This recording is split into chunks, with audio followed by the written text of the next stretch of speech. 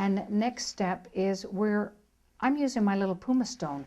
This is a great little thing, a Pumice stone. And I wet it. You can't do it dry, but you wet it. And you go around the nail bed and around the cuticle. And that loosens any cuticle that's on the nail up. And it really does a nice job of doing that. See, there was skin on there, part of the cuticle. That's why you're getting a hangnail. And we're going around the fingies gently. We're not hurting you, are we? Not at all. Good. There should never be any pain involved.